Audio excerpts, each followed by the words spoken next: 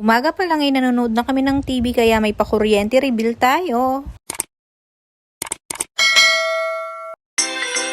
Dahil nga malinaw nang nakakaininag yung baby namin, paminsan-minsan pinapapanood ko na nga siya ng TV. Pinapanood nga namin si Miss Rachel yan, pero mas mukha yatang nag-e-enjoy ang nana. Kita niyo naman kung gaano ka-focus yung baby namin. Simula nga nung umuwi si Dylan sa amin, aminado naman ako na lumaki nga talaga yung bill ng kuryente namin. Sabi nga ng Papa Choy, magdodoble kayod yata siya niyan. Paano ba naman pag natutulog na nga siya ng alas 5 ng hapon, gusto na nga niya nakasindi na yung aircon. Hindi ko na nga tinatagalan yung pagkasindi ng aircon namin mga mare dahil medyo malamig na nga sa labas. Sila kasing dalawa ng panganay ko talaka init at talaka pawis. Kahit nga naka-aircon kami ng gabi mga mare, hindi mo talaga makukumot yung baby na to. Pati nga yung kuya ay nagre-reklamo, naka-aircon na nga kami, naka-electric fan pa siya. Ewan ko nga mga mare, saan nagmana yung mga batang to talaga naman ako napakatakot sa lamig. Tapos nga yung electric fan namin dito sa kwarto 24 hours ngang nakasindi. Buti na nga lang hindi siya sumusuko. Yung panganay ko meron nga siyang clip fan paggabi. Nuko, hindi niya talaga pinapatay yun kahit na lamig na kami.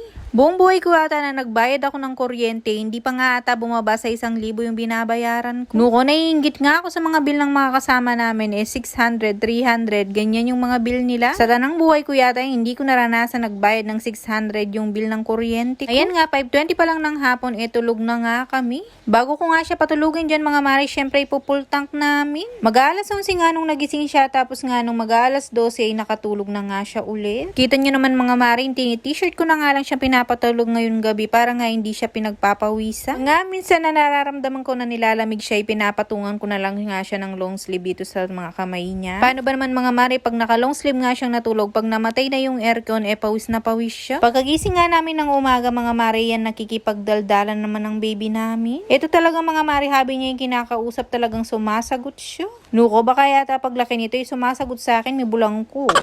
Sakto nga yung pagising namin ng umaga ngayon dahil nga may pasok ang bunak at magigising na din siya. Medyo napapaaga lang ang gising ng panganay ko ngayon. Pero maganda naman yon dahil nga ang bagal-bagal ng kilos niya, para nga before 7 nasa school na siya. Tapos nga ang baby namin, pag nagising siya ng 5:30, mga 6:30 or mag-aalas 7, gusto nga niya matutulog siya ulit. Papatulugin ko lang siya mga mare, tapos nga pagkagising niya mayat maya nga maliligo na siya. Maganda nga nakaidlip muna siya bago paliguin, tapos bubusugin para nga walang muryo. Gustong-gusto nga niya yung pinapaligo mga mare, pero pag tinanggal mo na siya sa tubig, Diyos ko, gusto niya sinusumpalan ng dede. Sabi ko nga kay Papa Choy, busugin niya muna bago nga paliguan. Nung nakapag-almusal na kami dito, natin na ng Papa Choy ang bunak, sabi ko sa kanya, ibantayin niya muna si Dylan. Hindi ko na nga winash yung mga damit ni Dylan dahil nga konti lang to. Hinandwash ko na nga lang to, tapos nga mabilisan ko na nga lang linaba. Di naman kasi masyadong madumi yung mga damit ng baby namin. Tsaka mga mare, kakalabayata namin dito sa washing namin sa loob, kaya ganyang lumaki yung kuryente namin. Kaya sabi ko kay Papa Choy, kukusutin ko na lang yung mga damit ng baby. Konti lang naman para nga hindi na ganito kalaki yung bill namin. Nung binigay nga sa akin yung bill na to, may bugkong, may bunso. Nung last nga ang bill namin 3.6 lang, laki ng tinaas niya ngayon.